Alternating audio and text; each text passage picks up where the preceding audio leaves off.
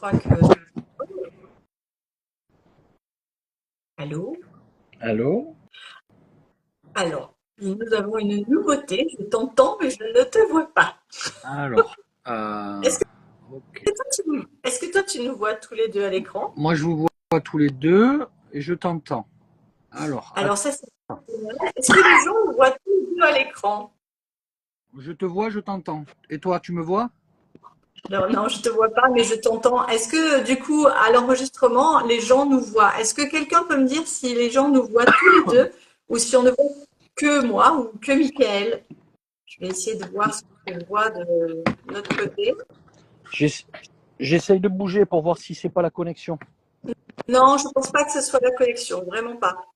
Hmm, Alors, très bien. Bah écoute, en direct, on nous voit tous les deux parce que je me suis connectée sur un autre téléphone et ça fonctionne. Donc, il n'y a que moi qui te vois pas, mais ça n'a pas d'importance. Parce que j'ai bien appuyé sur l'icône caméra.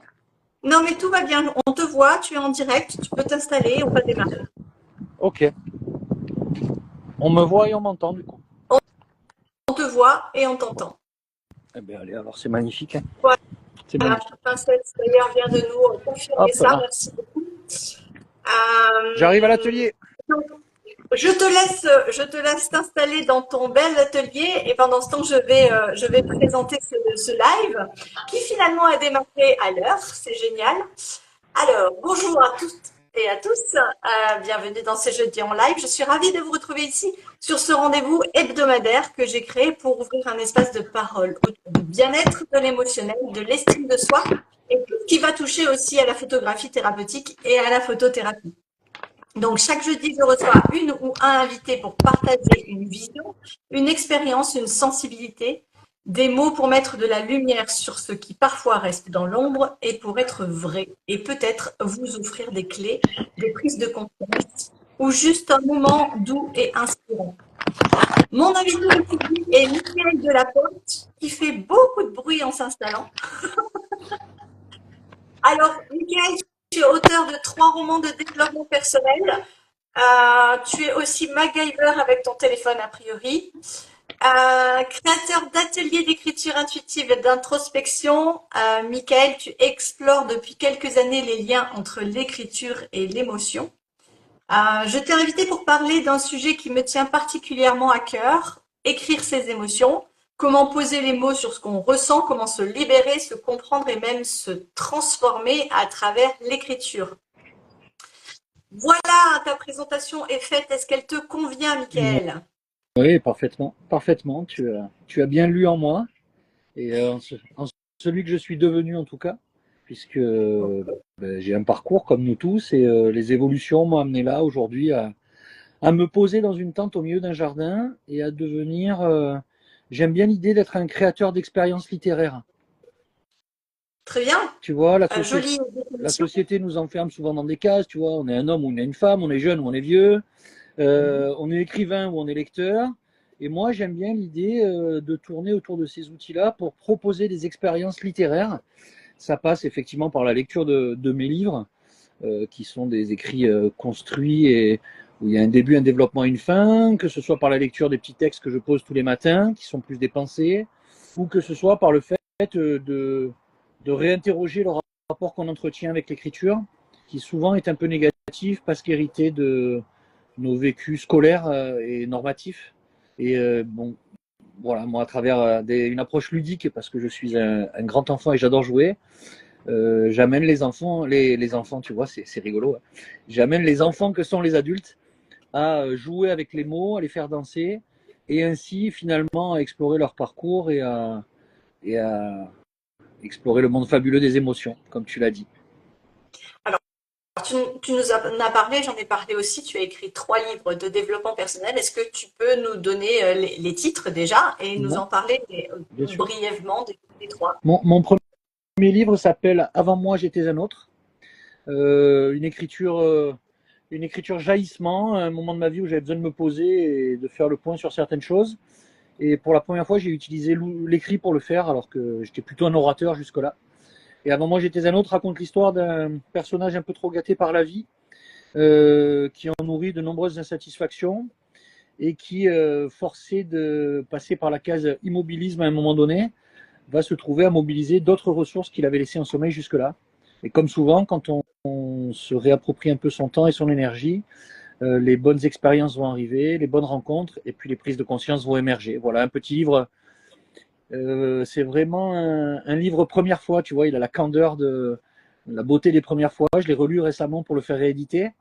Je l'écrirai différemment aujourd'hui en termes de forme parce que j'écris tous les jours depuis 4 ans et donc j'approfondirai certainement les choses, mais j'en ai changé aucune ligne parce que je voulais qu'il garde justement cette fraîcheur d'un premier livre, tu vois. Voilà. Et puis en ouvrant ce... Pardon, vas-y. De l'écrit du cœur, tu veux dire? De l'écrit vraiment qui vient voilà, Moi, du cœur à ce moment-là. ça reste vraiment... mon écriture reste une écriture du cœur puisque je me force jamais à écrire. Celle-là a quand même la particularité d'être réellement imparfaite, tu vois. C'est pas une vue de l'esprit et c'est pas de la fausse modestie. Hein. Le livre, c'est extrêmement bien vendu, bien lu, si tu veux. Néanmoins, il a l'imperfection de tes premiers clichés, j'imagine, tu vois.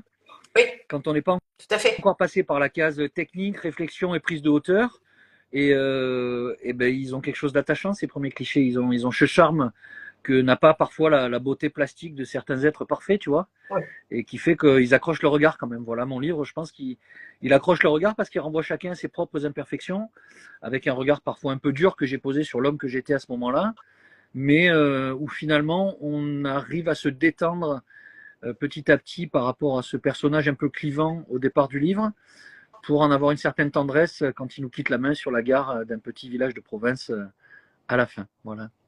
Donc en ouvrant ce premier livre, j'ai ouvert la porte des émotions, Ouais. alors que comme tout le monde, c'est le sujet du jour, je crois que je les mettais bien sous le tapis, tu vois, les émotions. Ah, On m'avait j'ai eu appris. une petite coupure, mais ouais. On met... D'ailleurs, s'il y a des personnes qui ont lu les livres de Michael, je vous invite à nous laisser en commentaire vos avis, vos lectures et celui que vous avez lu ou ceux que vous avez lus. Euh, du coup, avant de continuer sur le fait d'écrire ses émotions, les deux autres livres, dis donc. Donc le deuxième, ben, justement, est dans le cœur de notre sujet d'aujourd'hui, puisque en écrivant ce premier livre, j'ai ouvert la porte des émotions que je mettais sous le tapis jusque-là. Et donc j'ai Oui. imaginé 2 ans après un voyage d'1 an dans ma tête, où tous les mois j'ai convoqué une émotion et j'en ai livré ma lecture. Voilà, donc lecture et vision opposées, mais qui sont déjà obsolètes, puisque depuis 2 ans j'ai encore évolué. Néanmoins, c'est comme un instantané, comme une photographie de mon état émotionnel en 2022, quand j'ai écrit mon deuxième livre. J'ai adoré imaginer cette succession de 12 mois avec des formats d'écriture parfois un peu décalés. Il y a notamment un chapitre que les gens ne lisent pas, mais que je leur conte, puisque j'ai utilisé la voix dans le chapitre 4 qui s'intitule Voyage, Voyage, et qui crée une expérience sensorielle un petit peu différente qu'une simple lecture. Il y a un chapitre qui a été coécrit avec les gens de la team Pissenlit. Les lecteurs qui me suivent font partie de la team Pissenlit et je les avais sollicités pour récolter du matériau et le mettre en forme dans le dernier chapitre de ce livre qui s'appelle Je sais que c'est pas vrai, mais j'ai 10 ans, petit clin d'œil à Souchon, où je nous ai replongé dans l'atmosphère un peu surannée de nos Noëls d'enfance. Voilà. Et finalement, puisque moi je milite pour que les gens écrivent, je suis allé jusqu'à offrir quelques pages blanches aux lecteurs de ce deuxième livre qui s'appelle Toujours en chemin, dans un chapitre que j'ai intitulé 13e mois, et où j'invite les gens à écrire eux-mêmes la fin du bouquin. Voilà. Chouette, Ouais, très ouais, très chouette. Du coup, une tu as eu jolie des idée. Ouais. retours, tu as eu des retours de ce 13e mois, certaines personnes qui t'ont envoyé.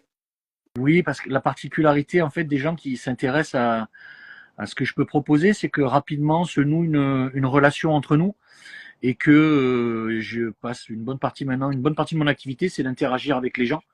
Hein. Alors toute proportion gardée, je suis pas Amélie Nothomb qui passe 6 heures par jour à répondre à toutes les lettres de ses auditeurs, mais le matin, généralement, je passe pas mal de temps à répondre à tous les gens qui me sollicitent en tout cas. Et beaucoup d'entre ces lecteurs m'ont transmis ce 13e chapitre qu'ils avaient eux-mêmes écrit, en me disant tout le bien qu'ils pensaient de cette initiative et du bien qui s'était fait en écrivant à leur tour la fin de ce chapitre.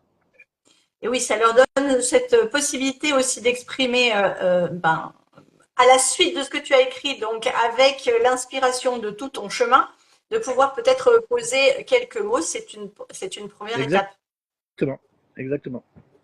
Alors, on va reparler aussi de la team Pissenlit. J'essaye Ouais. de pas me perdre, de pas m'auto-perdre sur les questions que j'ai envie de te poser.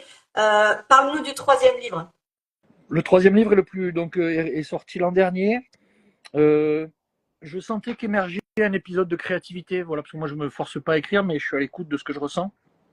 Et je sentais qu'il y avait pas mal de choses qui tapaient au portillon sans arriver à trouver ni le contenu ni la forme avec lesquelles j'allais les exprimer. Et en fait, un jour, c'est tout simplement, j'ai eu sous les yeux ce qu'on aperçoit là, tu vois, je les ai mises dans un petit bocal, mais ce sont les lettres de mes lecteurs. Et je me suis replongé dans les lettres de mes lecteurs et je me suis Ouais. rappelé que j'adorais écrire des lettres et que j'adorais en recevoir. Tu sais, quand tu reçois ce cadeau, cet espace et ce temps qui est une lettre que quelqu'un t'a offert, en fait, il y a une sorte de connexion à distance qui se fait et j'adore ça. Et subitement, je me suis dit, voilà, ton prochain livre, ça doit être un roman épistolaire. Et donc, j'ai imaginé une série de 17 lettres entre le monde et moi, où moi, j'envoie une première lettre en disant, ben voilà, moi, j'ai le courage de vous écrire, je vous envoie une lettre, on verra bien qui me répond. Et j'ai imaginé, comme ça, dans un dialogue qui serpente entre moi qui envoie une lettre, quelqu'un qui me répond, moi qui lui réponds, et quelqu'un d'autre qui me répond, ainsi de suite. J'ai écrit 17 lettres en imaginant 8 personnages qui chacun me répondent à tour de rôle. Chacun de ces personnages incarnant un groupe de personnes qui m'a appris les choses dans la vie. La première personne à me répondre est une jeune fille de 18 ans. Je vis entouré de jeunes. J'ai la chance moi-même d'avoir 2 filles et puis je travaille encore à l'université avec plein de jeunes. Mes enfants ont plein de copains et j'adore les jeunes qui nous bousculent de leur vision nouvelle du monde. Et donc cette jeune fille qui s'appelle Lou me répond en me bousculant un petit peu comme ils savent bien le faire. Et puis en me questionnant à la fin, ce qui me donne l'impulsion pour écrire ma deuxième lettre que je renvoie au monde. Cette fois-ci, c'est un vieux monsieur de 80 ans qui me répond, tu sais. Ah, Roger ouais. incarne ces sages qui nous apprennent des choses, parfois même sans nous parler. Et puis après, comme ça, il y a quelqu'un de léger qui se pose pas autant de questions que moi. Et puis il y a un sceptique. Tu sais, ces sceptiques qui nous disent mais qu'est-ce que tu fais, reste à ta place, pourquoi tu te lances dans la photo, pourquoi tu te lances dans l'écriture, tu vois. Tu es un homme et un homme, c'est pas sensible. Sauf qu'ils projettent sur nous finalement leurs propres limites, ces gens-là, tu vois. Et puis Oui, je vois bien. après j'ai un amoureux, après j'ai. Voilà, il y a 8 personnes qui me répondent et on se projette comme ça sur un propos épistolaire qui gagne en puissance et où il y a peut-être à la fin deux des plus beaux textes que j'ai écrits depuis que je me suis mis en route.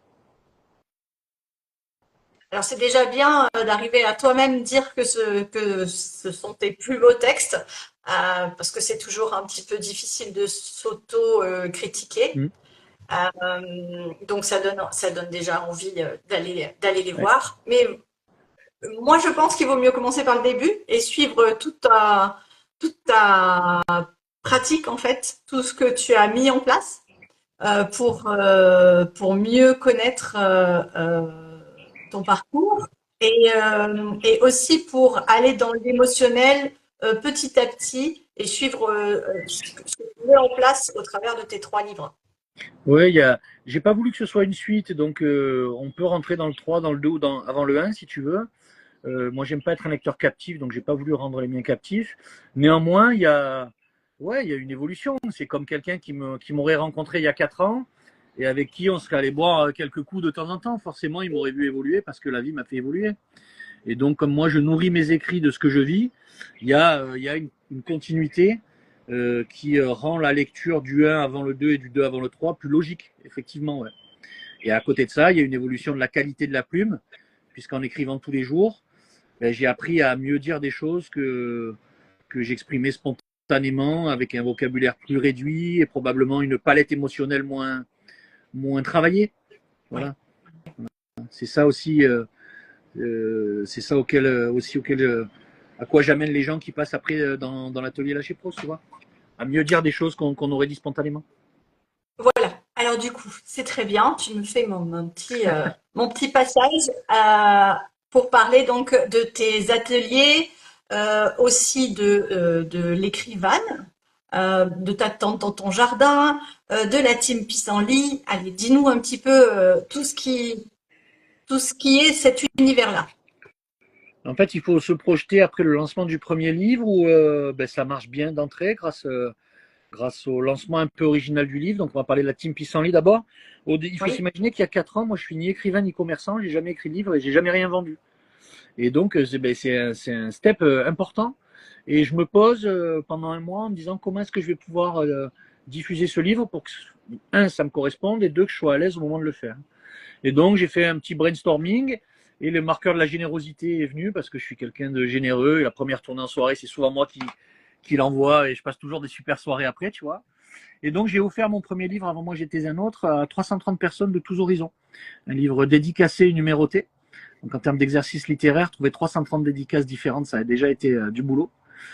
Et après avoir offert le cadeau et offert le livre à 330 personnes, eh ben, j'ai eu des premiers retours positifs, des critiques toujours formulées de manière constructive, des idées, tiens, je connais un libraire, tiens, ça pourrait plaire à machin. Et puis après, les livres ont commencé à s'offrir comme des aquettes de pissenlit, tu sais, c'était mon image un peu romantique. J'aimais que les gens soufflent symboliquement sur mes idées pour les amener à se propager à des endroits où, où moi je n'ai jamais été, où j'ai pas de force de vente. Donc au départ, il y avait un biais social, c'est que ma sœur qui m'aime m'a acheté 10 livres, mais c'est parce que c'est ma sœur et qu'elle veut m'aider. Il y a un biais social et affectif fort, donc je n'étais pas dupe de ça. Et puis un jour, un monsieur, un pissenlit de Rancé, donc j'ai offert le livre à A, qu'il a offert à B, qu'il a offert à C, un monsieur que je salue s'il nous entend, un Bernard de Marignane m'a écrit une lettre en me disant, écoute Mick, ton livre, c'est l'histoire de ma vie, mais c'est toi qui l'as écrit, bravo, et je t'achète 40 livres. Et ce jour-là, je me suis dit, tiens, quelqu'un qui achète 40 fois le même bouquin, en m'expliquant, il avait fait son petit marque-page en expliquant la démarche du pissenlit et pourquoi ça ferait du bien cette lecture. Je me suis dit, si quelqu'un qui ne me connaît pas fait la démarche d'offrir autour de lui 40 fois ce livre-là, c'est qu'il se passe quelque chose. Et puis ça y est, c'est parti, c'est enchaîné. Donc la dynamique autour de mon premier livre a été lancée comme ça. Dans la foulée, comme ce premier livre a été écrit dans le tumulte d'un salon familial avec le linge qui sèche, la télé allumée et les enfants qui braillent, j'ai eu envie de réfléchir à un espace où je pourrais développer la créativité, mais dans un endroit plus calme. Et comme je vis à la campagne, j'ai installé un module. Donc, hop, ici vous êtes à l'intérieur, mais vu de l'extérieur, voilà, ça donne ça. J'ai installé une tente en fait, en toile, sous un grand peuplier blanc, voilà. Et j'ai fait aussi un petit ponton, tu vois, qui y mène. Pour le symbole, hop, on a des petits pissenlits jolis qui poussent. Tchac. Et donc c'est là que j'ai installé mon atelier que j'ai appelé le lâcher prose. Lâcher prose, donc j'ai eu envie donc d'accompagner les gens dans l'écriture et ne me venait pas la forme ni la légitimité pour le faire. Jusqu'un jour, je me promène sur l'autoroute et je vois un tag sur un mur indiqué, enfin qui marquait clairement lâcher prose avec un cœur à côté. Et là, je te jure, il y a la lumière qui s'est allumée au plafond. Je dis voilà, c'est ça qu'il faut que je fasse. Il faut que j'amène les gens à lâcher prise en écrivant et que je les amène à explorer leur roman personnel. Ah, c'est génial. Ouais. Et donc dans cet atelier, il y a vraiment une expérience libératrice, si tu veux, où dans l'intimité de l'atelier, moi je garde rien de ce qu'on écrit. C'est moi qui fais la confiance de confier mes écrits, parce que j'écris avec les gens. C'est moi qui leur confie mes écrits, ils repartent avec. On explore ce qui fait la singularité de nos parcours et on apprend à s'en faire la narration à soi-même, tu vois. Parce que par exemple, toi et moi, on est les enfants d'eux, c'est un marqueur commun qu'on a tous. On est les enfants d'eux, mais selon comment on a vécu le fait d'être l'enfant de quelqu'un, on se trimballe pas avec ce dossier-là de la même manière dans la vie. Oui. Et c'est ça qu'on apprend à explorer. Et les gens repartent d'ici après 2 heures, 2 heures et demie, souvent avec 200 ou 300 pistes d'écriture et des petits exercices d'application, ou sans qu'ils s'en rendent compte, ou en jouant, quand ils me partagent les textes de la fin de l'atelier, il y a déjà un relief, une mâche et une différence par rapport aux productions qu'ils font quand ils arrivent. Donc génial, quoi. Alors, dans ces ateliers, on est d'accord que l'idée, c'est d'écrire, mais d'écrire par son émotionnel, par son histoire, par ce qui nous transporte, et non pas écrire pour écrire et apprendre à écrire. Si tu veux, ma proposition originelle est la première que tu viens de décrire. Oui. Moi, j'ai constaté, de par mon chemin, que l'écriture m'a fait du bien, m'a amené à faire le tri, m'a amené à comprendre des choses, m'a amené à mieux me situer dans mes relations et donc finalement à être mieux. C'est trivial ce que je dis, mais moi, l'écrit, ça a eu cet effet-là sur moi, tu vois. En me disant je peux comprendre tout à fait, puisque c'est vraiment la même approche, moi, mais avec la photographie. Donc, voilà. On se comprend. Si tu veux, quand je suis arrivé dans la tente, au début, je l'avais fait pour moi et je m'étais dit, tiens, c'est un aboutissement. tu finances cet espace grâce à la vente de tes livres, bravo, tu es arrivé à quelque chose. Sauf que très rapidement, j'ai vu que c'était une simple étape et que cet endroit-là n'aurait du sens que si je le partageais avec d'autres. Et que si j'avais le courage et l'audace, parce qu'il en faut, pour dire, bah, écoutez, moi je suis pas prof de lettres, j'ai écrit qu'un bouquin, mais par contre, j'ai des idées et je vais vous faire une proposition et on verra si ça marche, tu vois. Et très rapidement, j'ai une Valérie que je salue ici, qui est partie marcher à Compostelle, là, qui m'a fait la première une confiance en 2022. Et, et après, ben, c'est parti, un petit peu de communication, et ça s'est enflammé. Maintenant, ça, tu m'aurais dit ça il y a 4 ans, j'aurais pas cru, mais maintenant, ça traverse le pays pour venir travailler dans la tente, quoi. C'est quand même génial comme parcours. Les gens Oui, repartent oui. d'ici avec le sourire, avec le fait de s'être offert 2 heures de temps sans les téléphones pour eux, d'avoir déposé toutes leurs autres fonctions que celles d'individus au pas du jardin. Ils sont plus parents, ils sont plus professionnels, ils sont plus amis, ils sont encore tout ça, mais ils n'emportent plus le poids, si tu veux.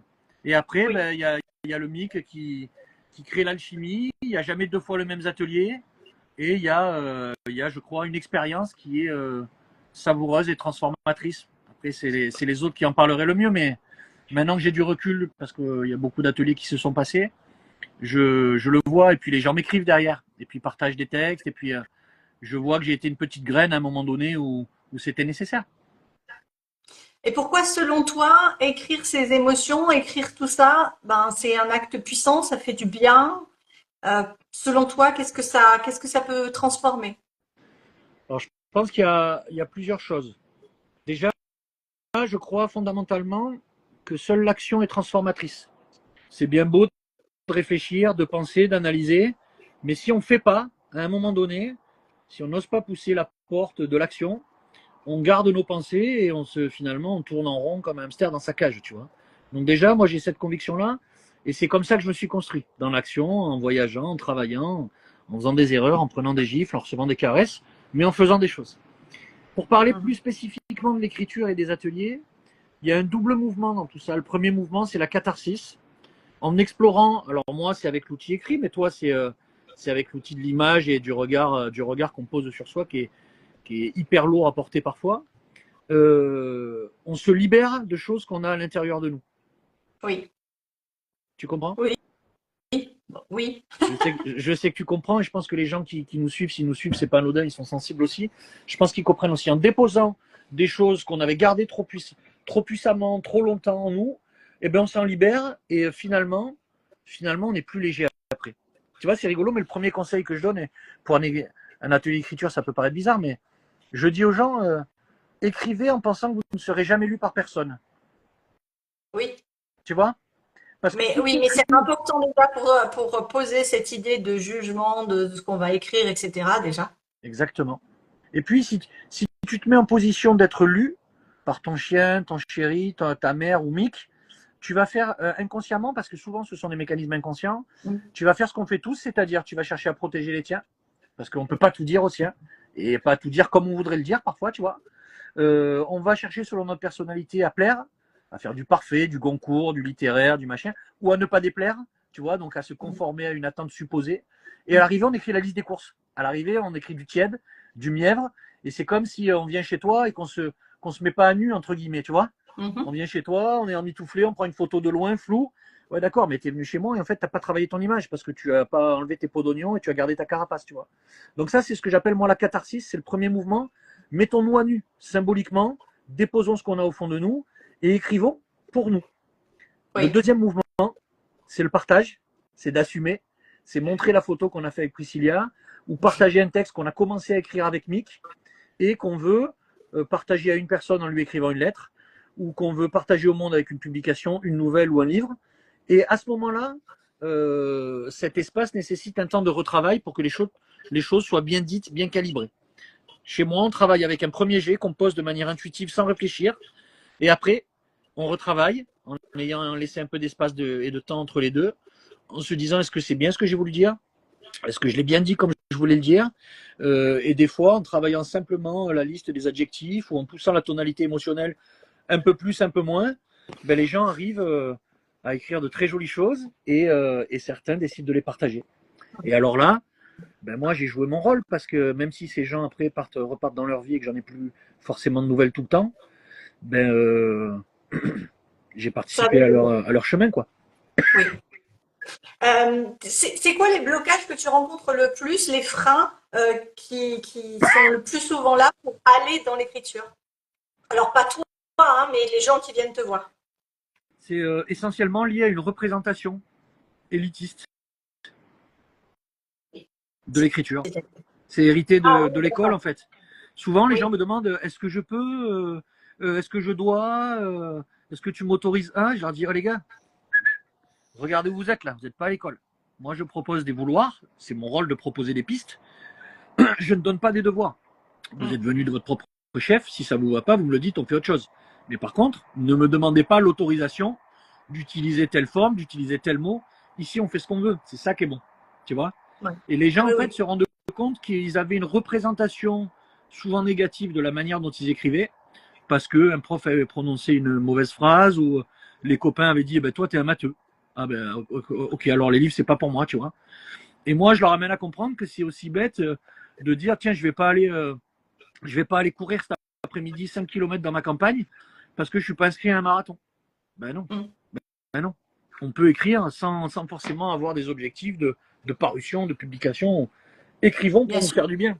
C'est un acte gratuit que tout le monde sait faire. Voilà, ce que je montre aux gens, c'est qu'ils arrivent à l'atelier en sachant faire des choses.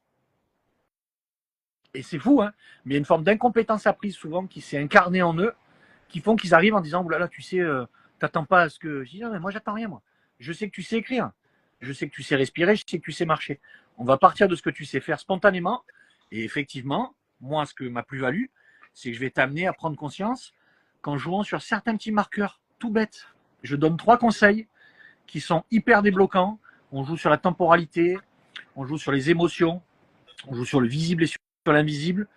Et les gens, après avoir pris conscience de tout ça, manipulent l'outil. Et puis après, si tu veux progresser, il faut travailler. Hein, et rapidement, arrivent à un niveau d'expression dont ils sont satisfaits. Et là, c'est top. Là, c'est top. Et qu'est-ce que tu donnerais comme conseil à quelqu'un qui veut se lancer dans l'écriture introspective comme ça, chez lui, tout seul, voilà, un petit plus, un premier Ouais. pas?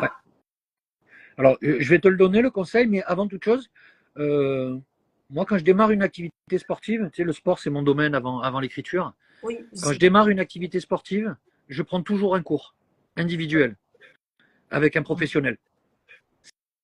C'est pas un coût, c'est un investissement. Et quand j'arrive, je lui dis surtout pas, ouais, moi je suis prof de sport et t'inquiète pas, quand je me mets au paddle tennis, je lui dis pas, j'ai fait 15 ans de tennis. Non, non, je dis rien. Je dis rien. Ça, il va le comprendre en me voyant frapper 2 balles, il aura compris que j'ai déjà touché une raquette. Tu vois ce que je veux dire? oui, oui. Alors, moi, ce que j'entends dans ce que tu dis, c'est de ne pas arriver en sachant, d'accepter de ne pas savoir. Accepter de ne pas savoir et se poser la question de et si quelqu'un m'aidait à gagner du temps sur cette démarche. Oui, Parce que moi, mon prof de paddle, avec des mots choisis, il me fait prendre conscience de certaines postures, de certaines sensations physiques qui, moi, en plus, me parlent parce que c'est mon vocabulaire et c'est mon activité, qui très rapidement, en 2 heures de temps, vont me faire passer de là à là. Et du coup, de suite, après 2 heures de cours, je vais de suite éprouver du plaisir. Alors qu'il m'aurait fallu peut-être 50 heures de pratique avant de ressentir par moi-même ce qu'un mec m'a dit en 4 phrases et qui me permettent de m'éclater plus rapidement. Tu comprends?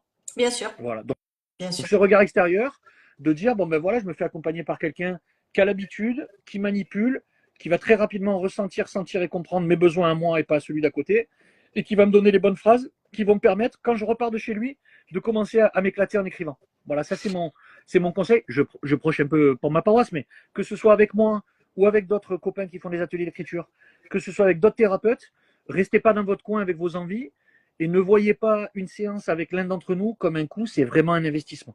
Voilà. Le conseil maintenant, et je le donne bien volontiers pour quelqu'un qui voudrait faire ça de chez lui tout seul, c'est d'utiliser le nuage de mots. Moi, je fais beaucoup ça. Oui. Quand je vais écrire sur un thème, je me pose sur une feuille. Hein, bah, tiens, on va le faire en direct hein, si tu veux. Hein. Hop, t'as une feuille? T'as une feuille? Allez. Oui, alors quitte pas, j'avais pas prévu ça, mais j'ai une feuille. Je vais trouver ça. Les petites surprises du live, ça. Mais oui, j'adore. Attends, il me faut un crayon aussi, je suppose, du coup, parce qu'une feuille toute seule, ça va pas suffire. Tiens, je t'en passe un. Ah, c'est gentil, merci, je vais le prendre. Alors, je dois avoir ça quelque part. Quand même, je suis dans un monde. Ah oui, évidemment. Ce qu'on va faire, c'est que Ça y est. tu vas marquer en haut de ta feuille, tu vas marquer photo. Oui, chef. Et ensuite, à gauche, et les uns en dessous des autres, tu vas marquer les 10 premiers mots qui te viennent quand tu penses à photo. Ok? À gauche, je fais la liste. Voilà, mais tu listes les mots les uns en dessous des autres, parce que après je vais te faire autre chose. Ok? Et je le fais en même temps. D'accord? Les gens qui arrivent là maintenant, ils vont pas comprendre. Ouais, ils vont nous prendre pour des fous. Mais c'est pas grave. Au moins, on est authentique. Ok, alors.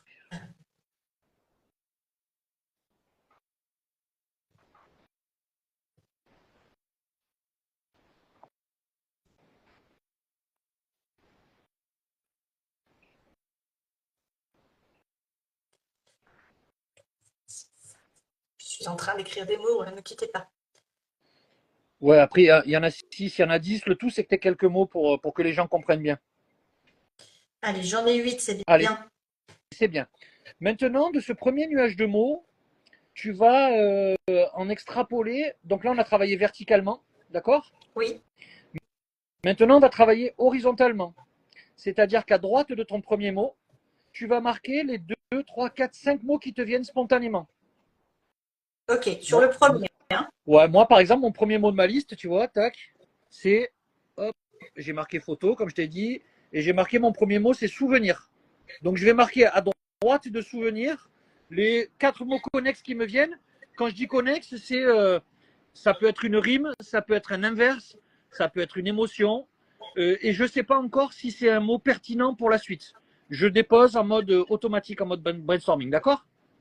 Allez, Ok, on se fait ça, on essaye de faire 2, 3 mots pour que les gens comprennent le principe sans qu'on finisse notre liste forcément. allez, ça va. Je C'est continue. parti. Allez, à côté de souvenirs, je commence à déposer mes mots.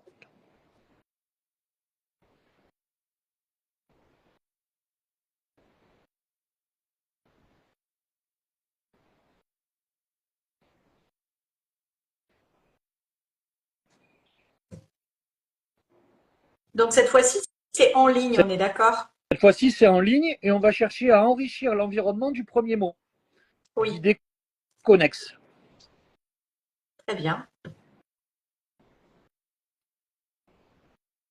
Ah, pourquoi je ne t'entends plus? Tu m'entends là? Ah, ça y est. Bon. Oui.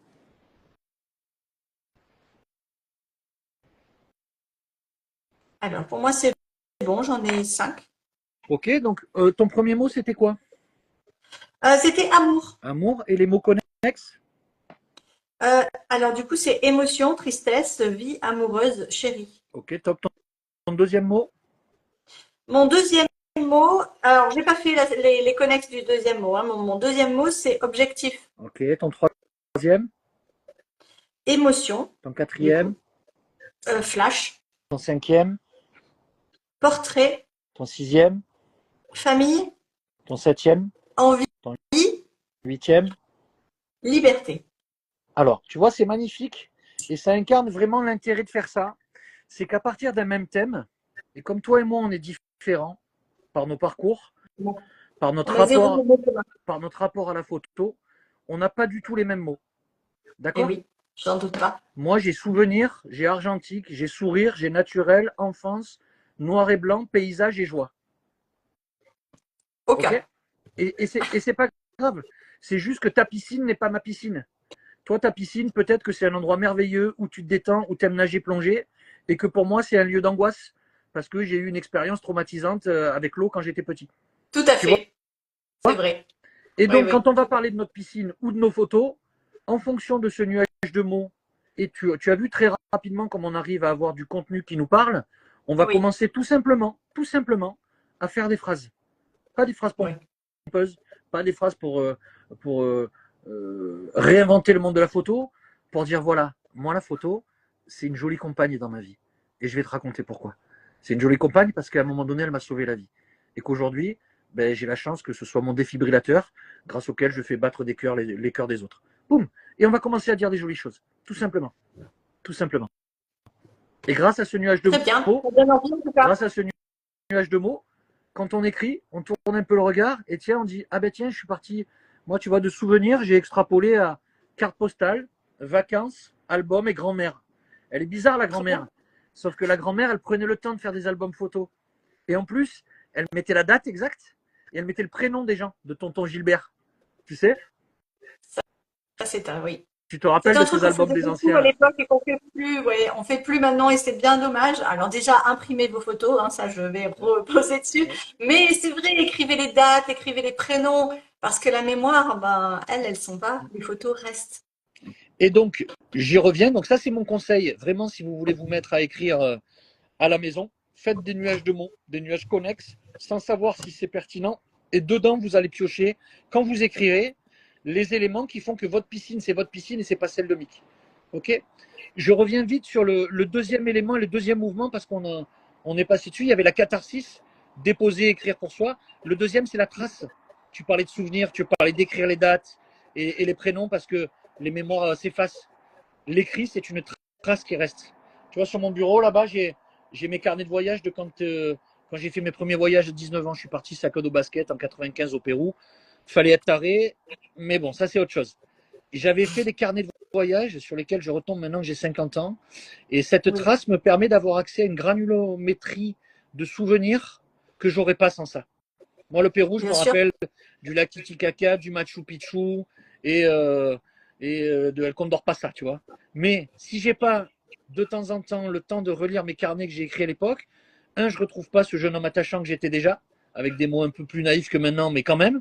Et deux, j'ai pas accès au goût sucré du café con leche que me faisait la Teresa, ma grand-mère, ma abuelita péruvienne, quand je rentrais de boîte de nuit à 3 heures du matin et on partait sur café con leche, pancakes et on refaisait le monde jusqu'à 6 ou 7 heures du match, tu vois. Ce goût-là, Mm. je l'ai plus parce que tout simplement, j'ai pas l'espace de stockage dans ma tête pour tout stocker les émotions et les ressentis et les sens que j'ai utilisés dans telle ou telle situation. Donc l'écrit suppose un double mouvement, la catharsis, on sort les émotions et en plus on en laisse une trace. Et quand on retombe sur un texte qu'on a écrit sur une émotion où on était dans un bad mood il y a 2 ans et qu'aujourd'hui on va super bien, ça nous permet de mesurer tout le chemin parcouru et de dire ah ouais mais là j'étais comme ça quoi. Putain maintenant je suis comme ça, j'ai évolué et en plus j'ai évolué dans le bon sens.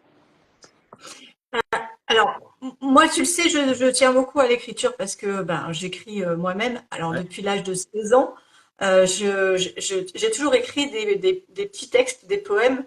Et en fait, à chaque fois que je les relis, ça me permet de retrouver l'adolescence, de retrouver cette candeur et cette naïveté qu'on a à l'adolescence, mais aussi ce pouvoir qu'on a à l'adolescence de croire, d'avancer et ça me remet, moi, maintenant adulte de 50 balais, à regarder les choses avec un autre œil et à me dire, mais n'oublie pas quand même, tu as été cette personne-là, tu as été ces rêves-là, et si tu les as eus, c'est que aujourd'hui, il faut que tu les aies créés quelque part, à part ceux qui étaient absolument pas faisables, mais quelque part, tu as voulu tout ça. Aujourd'hui, à 50 ans, qu'est-ce qu'il en est? Et ces écrits-là, en fait, ils sont pas partis. Parce que notre adolescence, généralement, on l'a plus en tête, c'est ça y est, hein, bon, on n'est pas resté sur, on en a des bribes, mais on n'a pas tout. Mais par contre, tout ce que j'ai écrit, je me l'auto-transmets. C'est vraiment une transmission pour moi qui est vraiment très importante quand je me replonge là-dedans. Et ça aide souvent à se réémerveiller, ce qui est quand même la différence entre les enfants Oui, et les adultes. C'est cette capacité à l'émerveillement, tu sais. et à retrouver une partie de nous qui n'est plus, qui n'existe plus, mais qui a été et qui est quand même une partie de nous. Tout à fait. Tout à fait. J'ai aussi mon carnet de l'Inde que j'ai écrit Bien, quand j'ai fait mon voyage en Inde. bien. Et, je l'ai retrouvé il n'y a pas très très longtemps et c'est vrai que c'est très très agréable de se replonger dedans pour revivre ces instants. C'est très complémentaire avec la photographie et l'écriture. Mm. En fait, si on prend un livre de photos et qu'à côté on écrit, je crois qu'on ne peut pas faire plus pour aider la mémoire. Et je crois c'est un parfait complément, je suis d'accord, hein. Et si on y rajoute en plus un peu de son, qui est aussi Ah oui, bah oui, un bien super sûr. support, tu vois. Dans mon Ouais. texte du matin, je commence d'ailleurs par choisir une photo. Euh, je cherche un son après qui aille bien. Et puis après, c'est parti. Mon nuage de mots, je le fais dans la tête parce que c'est une routine maintenant. Oui. Et c'est parti. Je me donne un quart d'heure pour écrire le texte du matin, quoi. Mais c'est vrai que les trois vont souvent très bien ensemble. Oui, voilà. C'est très inspirant. Mettez-vous une musique si vous voulez écrire avec votre nuage de mots dans une certaine énergie, ça peut aider. Ouais. Oui, oui, ça exacerbe. Ça exacerbe. Oui. Ça exacerbe. Moi, quand je suis en joie, je me mets un petit Aznavour ou une Dalida, là. Oh, et comment je me sers un verre de vin, je cuisine pour les potes et c'est parti. Chimiquement, il se passe des choses positives en moi, tu vois. Oui. Je commence à avoir envie de bouger, je souris, je, je me sens mieux et ça renforce cette énergie positive du moment. Et inversement, moi qui ai un petit côté mélancolique aussi, je m'autorise de temps en temps quand j'ai une pensée un peu sombre parce qu'elle me traverse comme tout le monde, hein, je m'autorise à me mettre un petit son qui va renforcer ça aussi. Parce que les émotions négatives, parce que la tristesse, la mélancolie, c'est des choses qui font partie de nos existences aussi, quoi. Avant, je l'aurais fui, tu vois. Avant, j'aurais eu un coup de moins bien, je me serais mis un Don't Stop Me Now de Queen, tu vois, en disant non, non pas Sarah, on va lutter, on va pas se laisser avoir par la morosité. Ben Oui. aujourd'hui, quand elles sont là, je les aime bien, ces émotions. En fait, c'est les compagnes comme des autres, en fait, tu vois. Des fois, c'est bien d'y plonger un Ouais, peu et d'aller voir effectivement ces douleurs, ces émotions. Il faut aller les voir aussi et puis de les écrire aussi, bien du coup, pour les sûr. expulser. Bien sûr. Oui, Et, parce que finalement, mais c'est vrai pour tout, mais si on fait semblant et qu'on occulte et qu'on met les œillères pour toujours avancer, avancer, avancer, on fait ce qu'on a fait une bonne partie de notre vie, c'est-à-dire être en mouvement pour être en mouvement, tu vois. Mais en oui, fait, on construit pas sur des bases solides, on construit sur du sable. Et construction sur du sable, à un moment donné, ça tangue, quoi, tu vois, et les fissures apparaissent. Voilà. merci en tout cas pour toute ce petit outil, ce gros outil, hein, parce que Mhm. je pense il est très très sympa. Moi, je vais me le garder, hein, je t'avoue, je vais me le garder Tu dans peux. un coin. Et donc du coup, si tu avais un message à transmettre, un peu pour finir ce live, si tu avais un message à transmettre à ceux qui n'arrivent pas à parler, mais qui pourraient peut-être écrire, qui n'arrivent pas à exprimer en fait, qu'est-ce que tu pourrais leur dire aujourd'hui? Je leur dirais de se faire confiance, tout simplement. Se faire Mm. confiance et essayer. Ils ont quoi à perdre? 10 minutes, tu vois? Ils ont 10 minutes. Posez des thèmes qui vous sont importants pour vous, posez quelques mots autour et essayez d'écrire. Et s'il faut, en plus, tu sais, on a une perception du risque comme étant toujours négative. On dit, oh là là, c'est risqué. Mais et si le risque, c'était que vous vous fassiez du bien? Et si le risque, c'est que vous ayez du style? Et si le risque, c'était que vous ayez le sourire à la fin des 10 minutes et que vous vous disiez, vivement que j'ai fini ce que j'ai à faire parce que j'ai envie de recommencer. Tu vois, le Mm. risque, ça peut être aussi qu'on réussisse et que finalement, on réussisse quelque chose dans un domaine où on n'était pas supposé réussir, quoi. Tu vois. Oui, Et puis, tout à fait. et finalement, c'est pas, si c'est pas nous qui nous fixions nos propres frontières, tu vois. Moi, j'en ai un peu voulu à mes potes au départ qui me disaient, oh là là, t'écris sur les émotions, oh là là, t'es pas un mec, oh là là. Mais en fait, moi, je l'avais auto-imprimé, ça. Et c'était moi, ma propre frontière, c'est pas mes potes, quoi. Mes potes, ils sont mes potes, je les aime pour ce qu'ils sont, tu vois.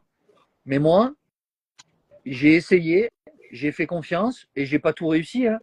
Des textes merdiques, à mon sens, parce que c'est très subjectif, mais j'en ai écrit plein. Ben voilà, c'est pas grave, je les ai gardés pour moi et je les ai pas partagés. Et à côté de ça, il y en a quelques-uns, c'est des petites pépites qui me font du Et bien à moi et qui font du bien aux gens qui me suivent au quotidien, tu vois.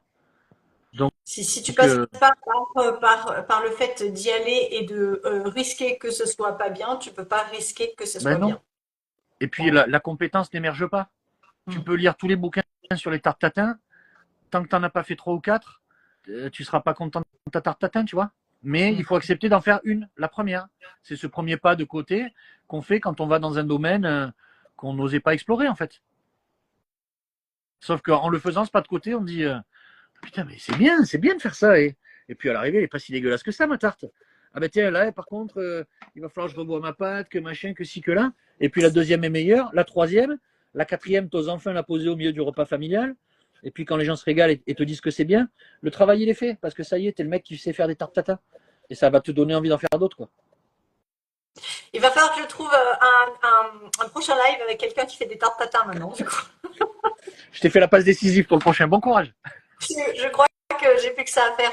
Trouvez-moi quelqu'un qui fait des tartes tatin, s'il vous plaît, Allez, ça va. et vous mettez son nom en commentaire. On va regarder ça. Ok, merci beaucoup, Mickaël, pour Merci à cette toi. générosité, en tout Merci. cas, parce que tu nous as donné beaucoup sur ce live. La puissance des mots, moi j'y crois vraiment pleinement. Donc je vous invite à aller voir donc le travail de Mickaël. D'ailleurs, où te trouve-t-on? Alors sur les réseaux, donc sur Insta, sur Mickaël-Delaporte-écriture, sur Facebook, Mickaël Delaporte, Mickaël avec un H. Et ensuite, mes livres se trouvent dans l'ère toulonnaise, dans tous les acteurs culturels, à Milleparès au Pradé, Cultura, Charlemagne, la librairie Sacré Caractère à l'Accro plus récemment. Et sinon, ce qui se passe, c'est que comme je suis en auto-édition, je fais beaucoup d'envois directs des livres. Les gens me commandent les bouquins, je les dédicace et je les envoie aux gens qui peuvent les découvrir ainsi. Voilà. N'hésitez pas à venir à ma rencontre. Je vous répondrai toujours si vous prenez le temps de m'écrire. Et qui sait, peut-être que vous en avez sous la pédale. Tu as des salons de prévu, quelque chose où on peut te retrouver prochainement? Ouais, samedi prochain, le 31, je serai à Culture à la Garde. Ensuite, je vais attaquer une série de marchés de Pierrefeu. Tu sais, le marché qui se tient à l'entrée du village, qui est organisé par les copains de Terre de Partage, là. J'y mets un petit stand, on fait des petits battles littéraires, et donc j'y présente mes livres aussi.